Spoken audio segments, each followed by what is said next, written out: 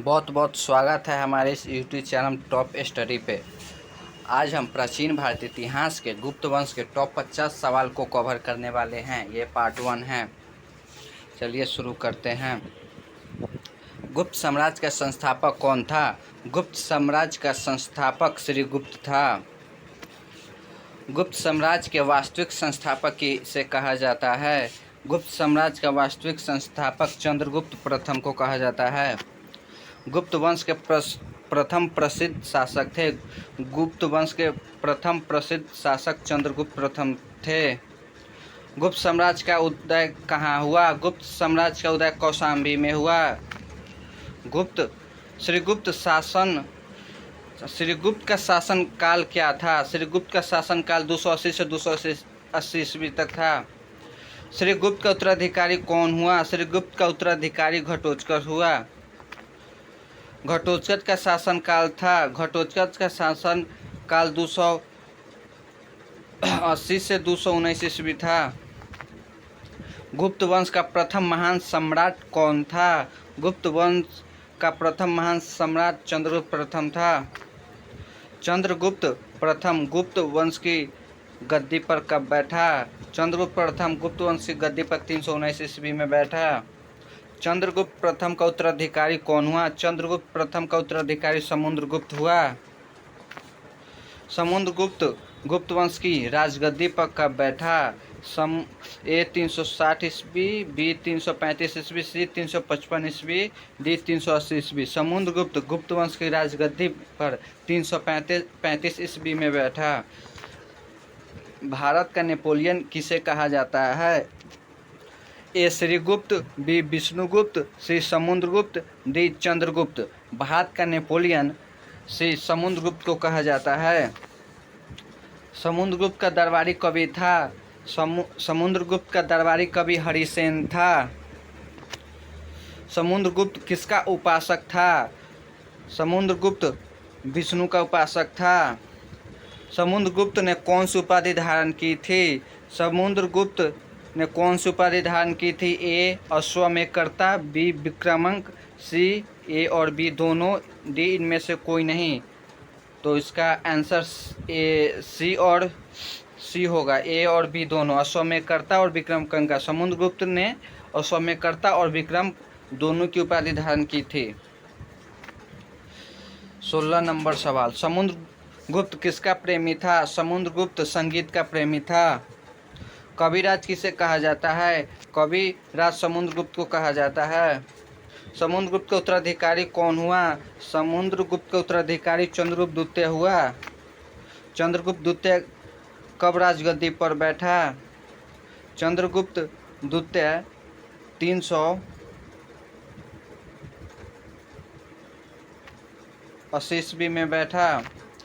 चंद्रगुप्त द्वितीय के शासनकाल में चीनी बौद्ध यात्री भारत आया था। चंद्रगुप्त द्वितीय के शासनकाल में फाहियान चीनी बौद्ध यात्री भारत आया था। शकों पर विजय उपलक्ष्य में चंद्रगुप्त द्वितीय ने कौन सा सिक्के चलाए? शकों पर विजय के उपलक्ष्य में चंद्रगुप्त द्वितीय ने चांदी के सिक्के चलाए। चंद्रगुप्त द्वितीय का उत्तराधिकारी कौन हुआ? ए कुमारगुप्त प्रथम या गोविंदगुप्त, बी श्रीगुप्त, सी समुद्रगुप्त, डी चंद्रगुप्त। चंद्रगुप्त द्वितीय का उत्तराधिकारी कुमारगुप्त प्रथम या गोविंदगुप्त हुआ। कुमारगुप्त प्रथम या गोविंदगुप्त का शासनकाल था। कुमारगुप्त प्रथम या गोविंदगुप्त का शासनकाल 415 से 454 ईस्वी था। कुमारगुप्त प्रथम या गोविंदगुप्त ने किस विश्वविद्यालय की स्थापना की?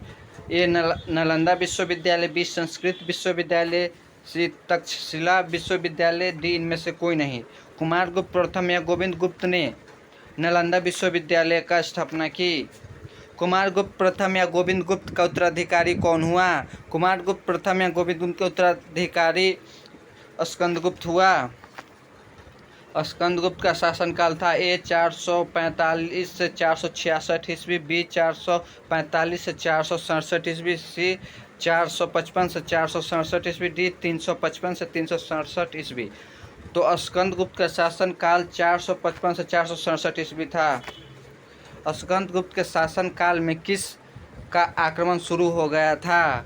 ए वर्धन वंश का, बी हुनों का, सी अरबों का, डी इनमें से कोई नहीं। असगंदुप्त के शासनकाल में हुनों का आक्रमण शुरू हो गया था। अंतिम गुप्त शासक कौन था? अंतिम गुप्त शासक विष्णुगुप्त था। गुप्त साम्राज्य की सबसे बड़ी प्रादेशिक इकाई थी। गुप्त साम्राज्य की सबसे बड़ी प्रादेशिक इकाई देश थी। गुप्त साम्राज्य में देश के शासक को क्या कहा जाता था? गुप्त साम्राज्य में देश के शासक को गोपना कहा जाता था। गुप्त साम्राज्य के दूसरे प्रादेशिक इकाई क्या थी? यहाँ कुछ गलत हो गया ठीक है। गुप्त साम्राज्य के दूसरे प्रादेशिक इकाई भुक्ति थी। भुक्ति के शासन को क्या कहा जाता था? भुक्ति के शासन को उपरिक कहा जाता था। गुप्त साम्राज्य में पुलिस विभाग का मुख्य अधिकारी क्या कहलाता था? ए दंड पसिक, बी चार्ट, सी उपरिक, डी इनमें से कोई नहीं। तो गुप्त साम्राज्य में पुलिस विभाग का मुख्य अधिकारी दंडपसिक कहलाता था। गुप्त साम्राज्य में प्रशासन की सबसे छोटी इकाई थी। गुप्त साम्राज्य में प्रशासन की सबसे छोटी इकाई थी। ए देश, बी ग्राम, सी पंचायत, डी शहर। तो गुप्त साम्राज्य में प्रशासन की सबसे छोटी इकाई ग्राम थी। 35 नंबर। गुप्त साम्राज्य में ग्राम सभा का मुखिया क्या कहलाता था? गुप्त, ए ग्रामिक, बी पेट, सी भाट, डी इनमें से कोई नहीं। गुप्त साम्राज्य में ग्राम सभा का मुखिया ग्रामिक कहलाता था। 36 नंबर। विष्णु मंदिर कहाँ उपस्थित है? ए टिगवा, जबलपुर मध्य प्रदेश, बी भूमरा नागोड़ा मध्य प्रदेश, सी नैना कुठार मध्य प्रदेश, डी देवगढ़ ललितपुर उत्तर प्रदेश। तो विष्णु मंदिर टिगवा जबलपुर में है। शिव मंदिर कहाँ उपस्थित है? शिव मंदिर भूमरा नागोड़ा मध्य प्रदेश में उपस्थित है। पार्वती मंदिर कहाँ उपस्थित है? पार्वती मंदिर नैना कुठार मध्य प्रदेश में उपस्थित है। दशावतार मंदिर कहाँ उपस्थित है? देवगढ़ ललितपुर में। गुप्त वंश में सिंचाई के लिए किस यंत्र का प्रयोग किया जाता था? गुप्त वंश में सिंचाई के लिए घंटी या रहट यंत्र का प्रयोग किया जाता था। गुप्त काल में सर्वाधिक महत्वपूर्ण व्यापारिक केंद्र क्या था? गुप्त, ए भोपाल, बी उज्जैन, सी इंदौर, डी बिहार। तो गुप्त काल में सर्वाधिक महत्वपूर्ण उज्जैन व्यापारिक केंद्र था। गुप्त राजाओं ने सर्वाधिक कौन सी मुद्राएं जारी की? ए स्वर्ण, बी चांदी, सी तांबा, डी लोहा। गुप्त साम्राज्य ने सर्वाधिक स्वर्ण मुद्राएं जारी की। गुप्त काल की स्वर्ण मुद्राओं को अभिलेखों में क्या कहा जाता है? ए स्वनार, बी दिनार, सी गुप्तनार, डी चंदनार। गुप्त काल की स्वर्ण मुद्राओं को अभिलेखों में दिनार कहा जाता है। पहली बार किसी के सती होने का प्रमाण कब मिला? पहली बार किसी के सती होने का प्रमाण 510 ईस्वी में मिला। गुप्त समाज किस धर्म का अनुयायी था? गुप्त समाज, ए वैष्णव धर्म, बी बौद्ध धर्म, सी जैन धर्म, डी ईसाई धर्म। गुप्त समाज वैष्णव धर्म का अनुयायी थे। अजंता की गुफाएं बौद्ध धर्म की किस शाखा से संबंधित है? ए हीनयान शाखा, बी महायान शाखा, सी नौयान शाखा, डी इनमें से कोई नहीं। अजंता की गुफाएं बौद्ध धर्म की महायान शाखा से संबंधित है। चंद्रगुप्त द्वितीय के शासनकाल में संस्कृत भाषा के प्रसिद्ध कवि कौन थे? चंद्र, ए कबीर कालिदास, बी विशाखादत्त, सी सुबंधु, डी इनमें से कोई नहीं। चंद्रगुप्त द्वितीय के शासनकाल में संस्कृत भाषा के महान कवि कालिदास थे। चंद्रगुप्त द्वितीय के दरबार में रहने वाले आयुर्वेदाचार्य कौन थे?